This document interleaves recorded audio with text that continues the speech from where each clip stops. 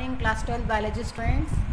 So now I am going to discuss the second experiment, that is to study the plant population frequency by quadrant method. Previously I have discussed the plant population density.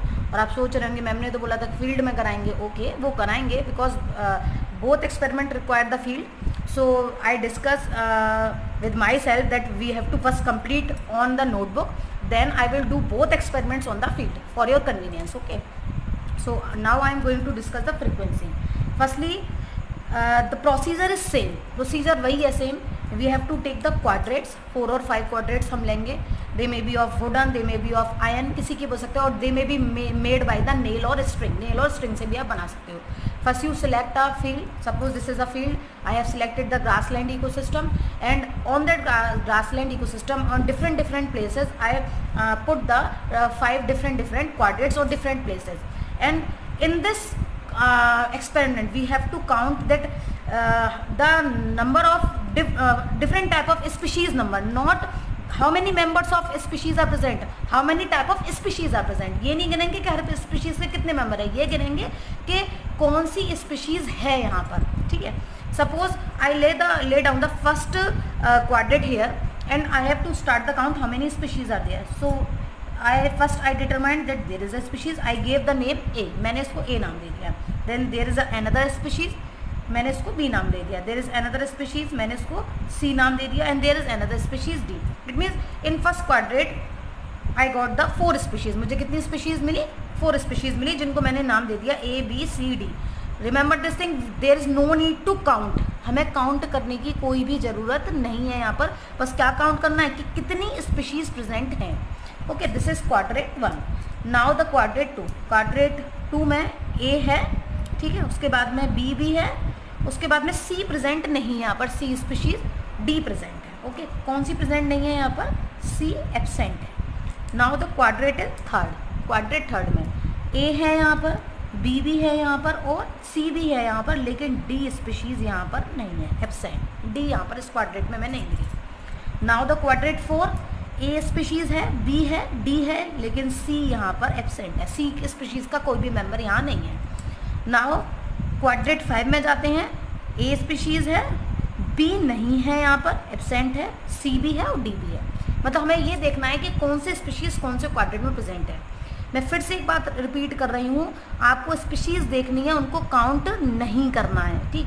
दूसरी चीज़, because I am doing this experiment on the notebook, it may be possible कि आपको कोई species quadrat 1 में ना मिली हो, quadrat 2 में मिल जाए या क्वाड्रेट 3 में. नंबर इंक्रीज या डिक्रीज हो सकते हैं. It depends on the field condition. वो फील्ड कंडीशन पे डिपेंड करता है. Now after doing this work we will go to the calculation. अब हम कहाँ जाएंगे? कैलकुलेशन पर जाते हैं कि भाई अब कैलकुलेशन कैसे करेंगे. तो उसके लिए हमें क्या बनानी है? Observation table. फिर हम इसको करेंगे कैलकुलेट. अब ऑब्जर्वेशन टेबल में क्या करना है हमें देखते हैं. ऑब्जर्वेशन टेबल में सबसे पहले हमें लेना है नेम ऑफ स्पीशीज़. जो भी आपको स्पीशीज़ मिली, फ़िलहाल क्योंकि हम यहाँ कंडक्ट कर रहे हैं तो अभी हम नेम को कोई एक पर्टिकुलर नेम नहीं दे रहे हैं. हमने सीधे क्या लिख लिया है? A, B, C and D. 4 species दी हैं, A, B, C and D. Next column है हमारा quadrat in which the species occur.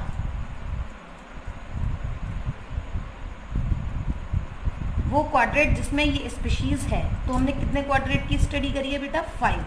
तो यहाँ पर हम 5 क्वाड्रेट्स बना देते हैं. 1, 2, 3, 4 एंड 5. 1, 2, 3, 4 एंड 5. ये हो गया हमारा second column. Now the third column, total number of quadrat study. Total number of quadrat जितने आपने स्टडी करे हैं उन क्वाड्रेट्स के बारे में बात करना है हमें यहाँ पर. And at last total number of quadrat in which species occur. जिसमें स्पीशीज़ है, अभी मैं बताती हूँ उसमें क्या डिफरेंस है. ठीक है. उसके बाद में यहाँ में निकालनी है पॉपुलेशन फ्रीक्वेंसी। फ्रीक्वेंसी का भी फॉर्मूला बता के बताऊंगी क्या होता है। सबसे पहले बात करते हैं क्वाड्रेट फर्स्ट में क्या हमें ए स्पीशीज़ मिली, यस मिली। क्वाड्रेट सेकंड में मिली ए, हाँ मिली, टिक लगाना है आपको, there is no need to write any number. Quadrat third में ए मिली, यस मिली। 4 में मिली ए, यस मिली। 5 में मिली, मिली। पांचों क्वाड्रेट में स्पीशीज़ मिली। अब आते हैं बी। क्वाड्रेट 1 में बी स्पीशीज़ है। क्वाड्रेट 2 में बी स्पीशीज़ है। क्वाड्रेट 3 में बी है, यस है। सी में क्वाड्रेट 4 में है बी स्पीशीज़, यस है। अब क्वाड्रेट 5 में बी एब्सेंट है, तो आपको यहाँ क्या करना है, क्रॉस करना है, वो प्रेजेंट नहीं है इसमें, ठीक। अब आते हैं सी। क्वाड्रेट 1 में सी है, यस है। क्वाड्रेट 2 में नहीं है, आई हैव मार्क्ड एब्सेंट, मैंने एब्सेंट लिख रखा है, ठीक। उसके बाद क्वाड्रेट 3 में है। क्वाड्रेट 4 में है, नहीं है, एब्सेंट मार्क किया है मैंने। क्वाड्रेट 5 में है। This is completed. Now D पर आते हैं। क्वाड्रेट 1 में है डी, है। 2 में है। 3 में एब्सेंट मार्क किया है, मीन्स नहीं है।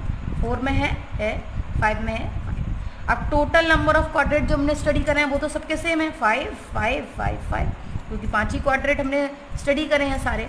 अब total number of quadrat in which species occur, ये पूछ रहा है कि ये पर्टिकुलर स्पीशीज टोटल नंबर कितने क्वाड्रेट में है, 5 में से कितने क्वाड्रेट में प्रेजेंट है, सब में है या कम में है, ये पता करना है।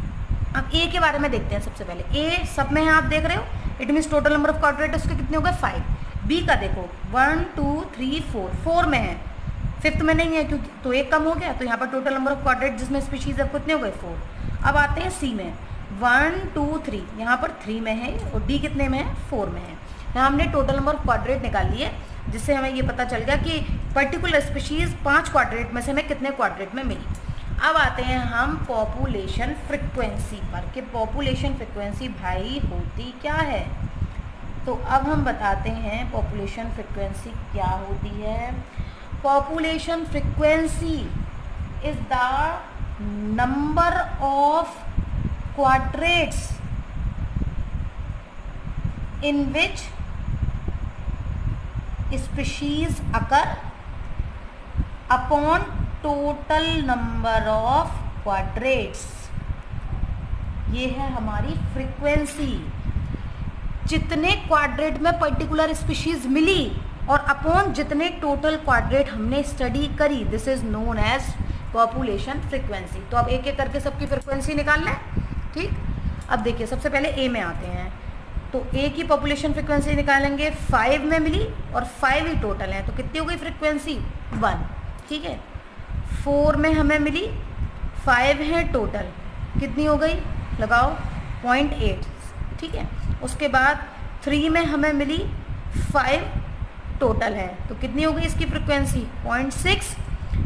4 में ये हमें मिली, 5 टोटल है, तो कितनी हो गई, 0.8। It means by calculating the population frequency of every organism we can determine which has the largest population frequency and which species has lowest population frequency. So by this calculation we can easily determine that the largest frequency is taken by the E. सबसे ज़्यादा frequency किसकी निकली हमारी, A की, और सबसे कम frequency किसकी निकली हमारी, C की।